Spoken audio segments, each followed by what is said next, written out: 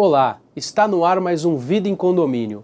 Você, advogado, corretor de imóveis, administrador, síndico, conselheiro ou morador em condomínio, esse é o seu canal para você tirar todas as suas dúvidas e entender mais sobre condomínios. O tema de hoje falaremos da BNT 16280, editada em 2014 e, consequentemente, obras em condomínios, que é o que trata essa BNT. A primeira situação é uma tela já conhecida de quem tem nos acompanhado nos programas anteriores, mas eu gosto de insistir nessa situação. Esse condomínio à esquerda, lógico que é uma situação ilustrativa, é um local aonde prima-se pela aparência do prédio, pela organização. É um condomínio aonde você vê que existe inclusive um espaço técnico para ar-condicionado, as sacadas são todas equalizadas, as plantas, a fachada, a manutenção é realizada.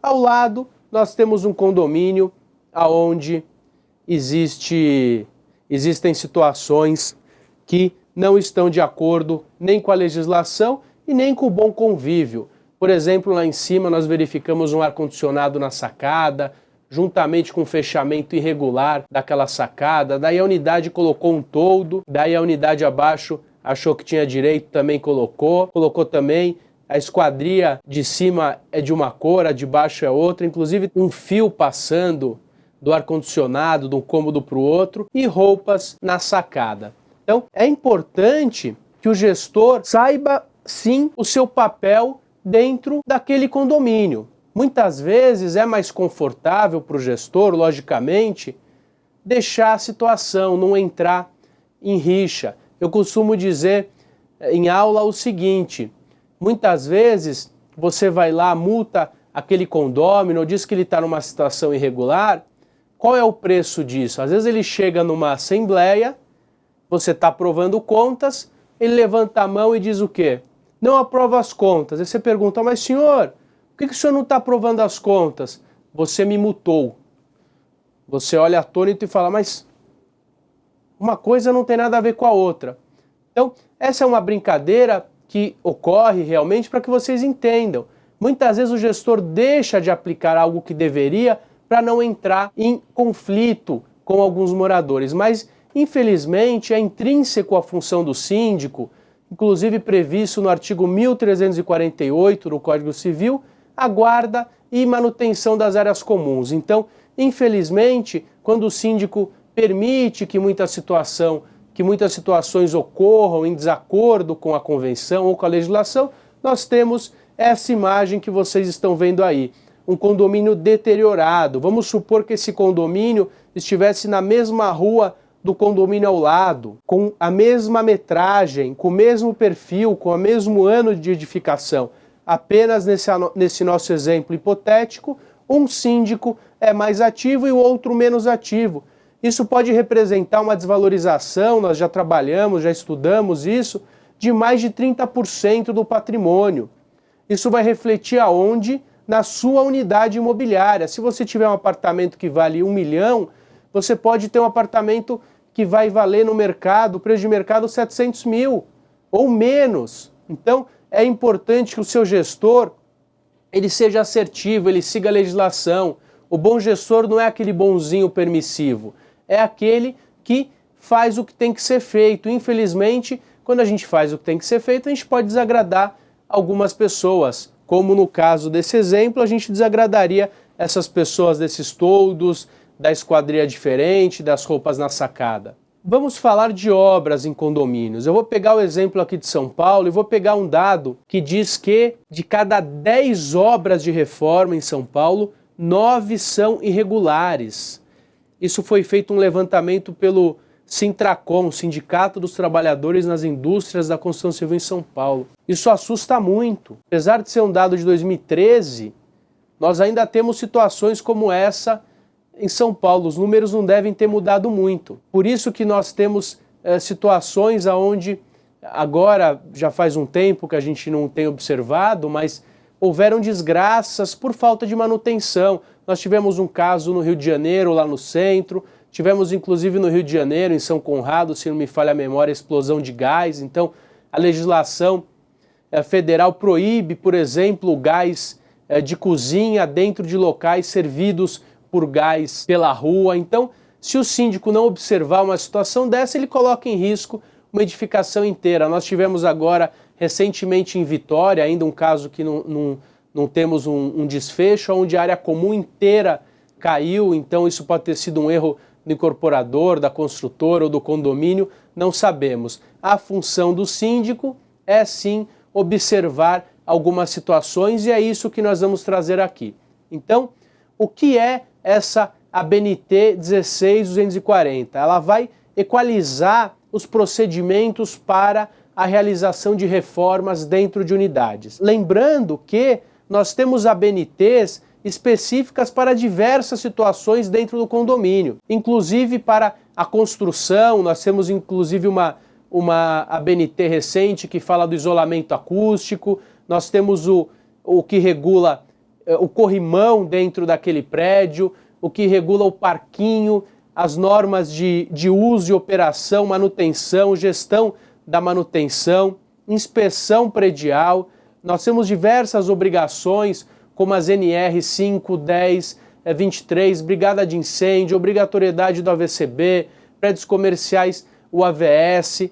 É importante que o gestor saiba aonde ele está inserido. Nós temos a medição ômica, a obrigação do laudo de potabilidade da água a cada 6 meses, verificação se aquele para-raio, se a rede elétrica ela está ajustada àquele condomínio. Então, é importante que o gestor saiba o que são as normas regulamentadoras e saiba também quais são os limites que a ABNT estabelece, o que é o mínimo que deve ser feito em termos de manutenção. Daí o telespectador pode perguntar: poxa, eu não quero ser mais síndico, eu não quero ser gestor, eu estou correndo muitos riscos. A questão não é essa, a questão é o gestor precisa estar bem assessorado.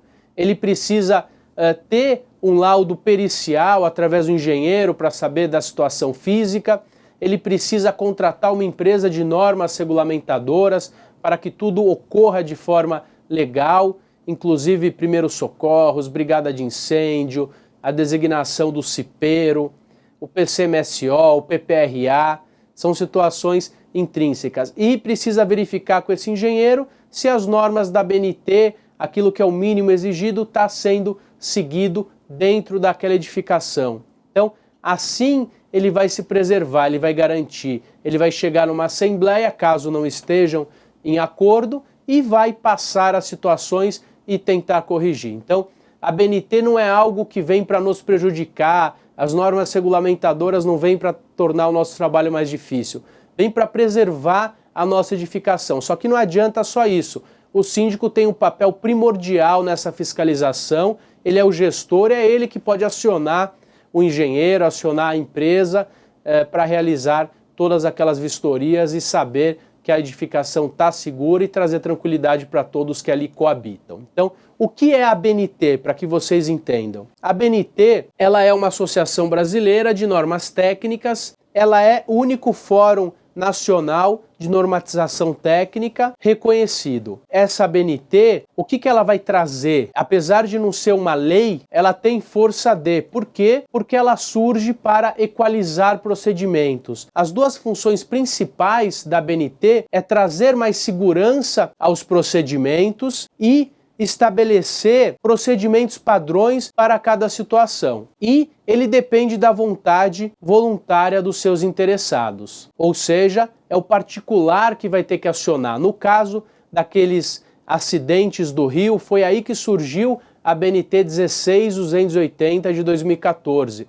O Sinduscom acionou e requisitou a realização dessa norma, que teve a função de trazer mais segurança e equalizar os procedimentos, uniformizar para que todos pudessem utilizar um procedimento padrão. Num prédio requer-se uma vistoria, no outro requer-se outra. Com uma normatização, a gente tem uma equalização de procedimentos. Aquele prédio em São Paulo vai funcionar da mesma forma que o prédio no Rio, ou aquele prédio em São Paulo vai funcionar da mesma forma nos requisitos das obras, da mesma forma que o prédio que está ao lado. Então, aqui temos um julgado onde corrobora com o que estamos falando. Cumpre também esclarecer que as normas da Associação Brasileira de Normas Técnicas não têm poder vinculante, ou seja, não é uma legislação, embora ele tenha algumas situações, porém eles são balizadores do labor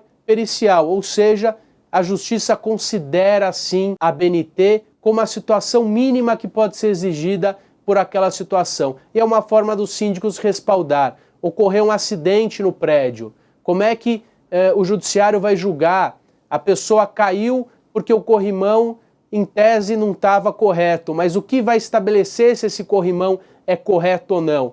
A ABNT traz a normatização, por exemplo, daquele corrimão.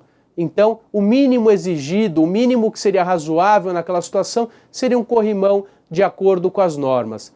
Daí eu tenho alguns telespectadores, alguns alunos que perguntam, poxa, então eu tenho que adequar o prédio inteiro? Não, construções mais velhas, elas têm uma outra exigência. Logicamente que sempre que ocorrer uma reforma, ele tem que se adequar. Outro dia tive uma pergunta, olha, eu preciso adequar as questões de acessibilidade? Logicamente que o que puder ser adequado, deve ser adequado independente do que diz a lei, mas você deve estar obrigado a partir do momento da edição da lei, salvo se a legislação trouxer que os prédios devem se adequar todos os condomínios. No caso da acessibilidade não é a situação. Se não me engano, a lei é de 2008, então a partir de 2008 os prédios que tiverem o projeto aprovado vão ter que estar de acordo com a acessibilidade. Antes, os condomínios não vão precisar, porém devem se adequar na medida do possível ou caso realizem qualquer reforma. Então é importante o conhecimento da lei e o aprofundamento dela. O programa de hoje fica por aqui, mas semana que vem continuaremos com o mesmo assunto.